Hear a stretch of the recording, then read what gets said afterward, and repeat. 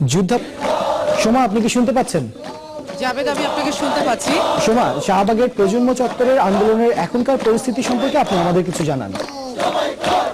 জাবেদ, আমি জানিয়ে রাখছি যে আপনি একটু আগে জানালেন যে আজকে হচ্ছে শাহবাগ চত্বরে, যে শাহবাগের প্রজন্ম চত্বরে আজকে তাদের ঘুমহীন ক্লান্তিহীন আন্দোলনের ৮ম দিন শুরু হয়েছে এবং এই শহর ঘুমহীন শহর।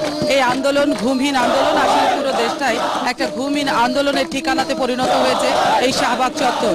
আজকে এই টানা আন্দোলনের ৮ম দিনে যাবে, আমি জানিয়ে রাখছি যে তারা সকালটা শুরু করেছে জাতীয় সঙ্গীতের মধ্য দিয়ে। তারা আজকে জাতীয় সঙ্গীতের মধ্য দিয়ে তারা তাদের আন্দোলনের ৮ম দিনের যাত্রাটার শুভ সূচনা করেছে এবং বিভিন্ন অপশক্তিকে মানে অপতৎপরতা চালানোর নাশকতা করছিল বলে গতকাল থেকে কিন্তু এই শাহবাগ চত্বরকে, প্রজন্ম চত্বরকে কঠোর এবং কড়া নিরাপত্তার চাদরে ঢেকে ফেলা হয়েছে। বিভিন্ন পয়েন্টে শাহবাগের বিভিন্ন পয়েন্টগুলোতে এবং জাবেদ মোড়গুলোতে বসানো হয়েছে সিসি ক্যামেরা। এবং আজকে আপনি জানেন যে গতকালই এই শাহবাগ চত্বর থেকে একটি ঘোষণা এসেছে। সেই ঘোষণাটাই হচ্ছে যে আজকে বেলা 4টা থেকে 4টা 3 মিনিট পর্যন্ত সারা বাংলাদেশ তাদের সংহতি প্রকাশ করবে। যে যেখানে আছে তারা দাঁড়িয়ে এই আন্দোলনের সঙ্গে একাত্মতা ঘোষণা করবে। এবং আরও একটি কথা জানিয়ে রাখি যে এই যে সকালের যে আন্দোলন, ঘুমহীন আন্দোলন, ক্লান্তিহীন আন্দোলন যাবে, এই আন্দোলনে তাদের কিন্তু সকাল থেকেই, শুধু এখন যদি এই চত্বরের আমরা 4-5টা দেখি তাহলে মানুষ কিন্তু ভোর থেকে আসতে শুরু করেছে এবং বেলা যত বাড়ে যাবে এই আন্দোলনের মাত্রা এবং আন্দোলনের স্লোগান তত মুখরিত হয় এবং মানুষের মহাসমুদ্রে পরিণত হয়ে যায়।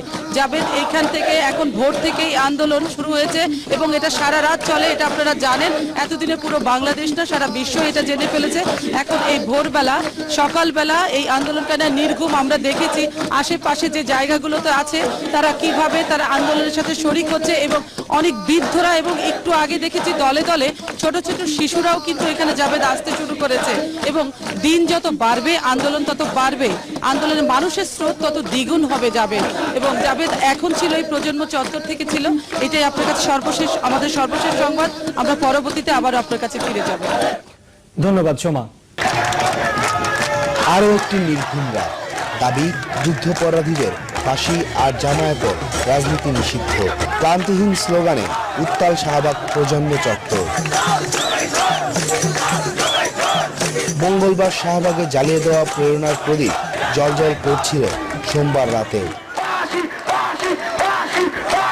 শাহবাগের মহাসমুদ্রের মহাগর্জন চলছেই।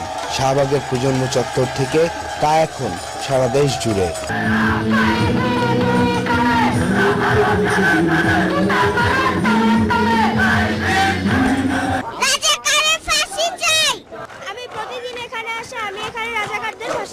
দিন পেরিয়ে রাত, যতই সময় গড়াচ্ছে ততই ফুসছে শাহবাগের গণজাগরণ মঞ্চ।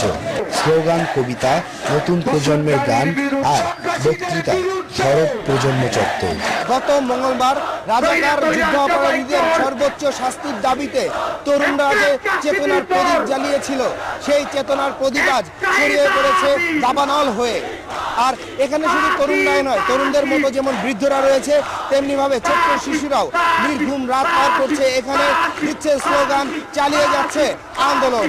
মুক্তিযুদ্ধের শহীদদের প্রতি শ্রদ্ধা জানাতে এবং যুদ্ধাপরাধীদের ফাঁসির দাবিতে আজ বিকেল 4টা থেকে 4টা 3 মিনিট পর্যন্ত যার যার অবস্থান থেকে দাঁড়িয়ে 3 মিনিট নীরবতা পালন করে এই আন্দোলনের সংহতি প্রকাশের আহ্বান জানিয়েছেন আন্দোলনকারীরা। সারা বাংলাদেশের মানুষ আজ জেগে উঠেছে। সারা বাংলাদেশের মানুষের প্রাণের দাবিটা তারা সংসদ সদস্য হিসেবে তারা পূরণ করবেন এবং মহান সংসদের কাছে এটাই আমাদের দাবি থাকবে।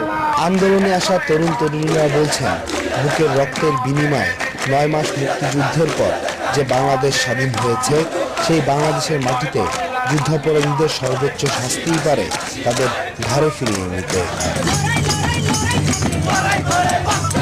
Obaidul Rashid, channel I.